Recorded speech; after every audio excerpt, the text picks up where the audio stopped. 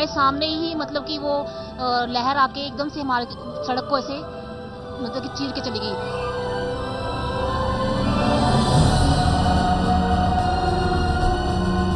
वहाँ पे कुछ भी, कोई सड़क नहीं है, कोई वो नहीं, कुछ भी नहीं है, कुछ भी नहीं। वहाँ लोग, इतने लोग फंसे हुए हैं, बहुत लोग फंसे हुए हैं। अब तक की सबसे बड़ी तबाही से गुजर रहा है उत्तराखंड। अमूमन इस महीने में तीर्थयात्री और सैलानियों से गुलजार रहने वाला उत्तराखंड तबाह हो गया है। तबाही ऐसी कि तस्वीरें देखकर ही डर लग जाए। सोचिए जिन लोगों का इससे सामना हुआ होगा उनका क्या हाल हुआ होगा।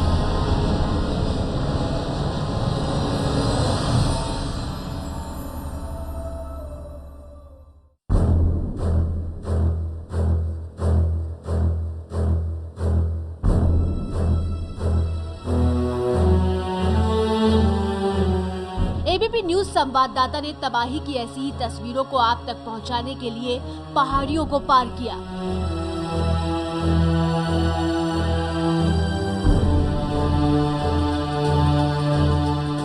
रस्सी के सहारे अलकनंदा नदी को पार किया ताकि आप तक पहुंच सके तबाही की हर वो तस्वीर जो 16 जून को सैलाब बनकर सामने आई थी। आईटीबीपी के जवान कैसे निकाल रहे हैं हेमकुंड यात्रा में फंसे लोगों को, ये दिखाने के लिए हम खुद उस रास्ते को लांघ रहे हैं जो अलकनंदा नदी के ऊपर है। जोशीमठ तक जाने का ये सफर रुद्रप्रयाग से शुरू हुआ। रुद्रप्रयाग से जोशीमठ की दूरी 30 किलोमीटर है, लेकिन इस 30 किलोमीटर के सफर में हर तरफ दिखी बर्बादी की तस्वीरें। हेमकुंड की ओर जाने वाले हाईवे का यह हाल इतना बताने के लिए काफी है कि तबाही का वो मंजर कैसा रहा होगा।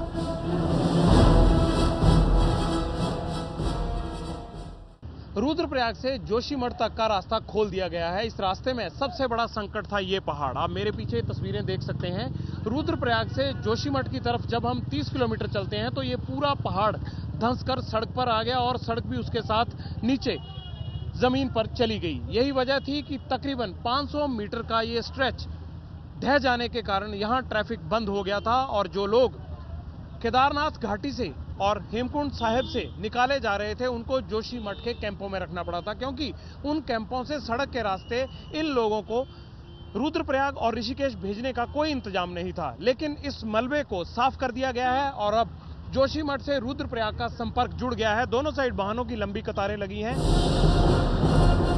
जैसे तैसे करके इस हाईवे को पार करने के बाद एबीपी न्यूज की टीम जोशीमठ के रास्ते पर आगे बढ़ी।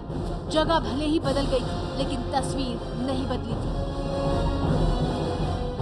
दुर्गम पहाड़ियों का पथरीला और टूटा फूटा रास्ता तय करने के बाद हम पहुंच गए हैं जोशीमठ।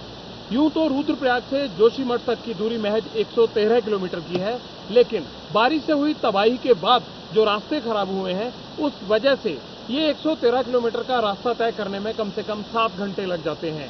और जोशीमठ वो जगह है जहां पर केदार घाटी और हेमकुंड की यात्रा पर गए लोगों को गोविंद घाट से निकालकर पहुंचाया जा रहा है। केदार घाटी, बद्रीनाथ और हेमकुंड में फंसे लोगों को जैसे तैसे जोशीमठ तक पहुंचा रही है और जोशीमठ में पुल टूटा होने के कारण आगे गोविंद घाट तक आवाजाही ठप है।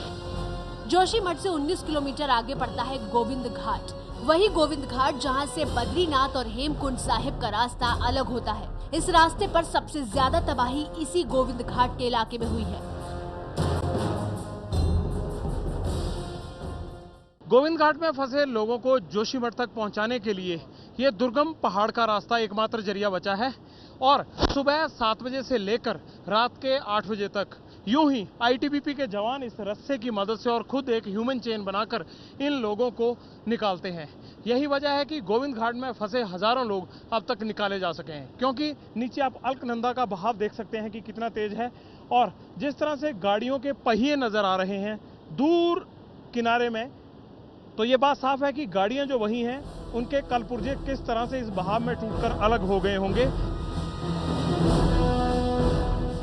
5 किलोमीटर पैदल चलने और 2 मुश्किल पहाड़ियों को पार करने के बाद एबीपी न्यूज की टीम पहुंची गोविंद घाट।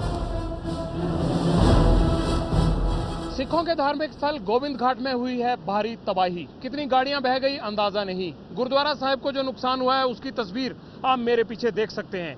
जहां ये पूरी नदी का सैलाब आया है, पत्थर नजर आ रहे हैं। यहां पर पार्किंग स्थल होता था और यहां 3 पार्किंग थी अलग अलग।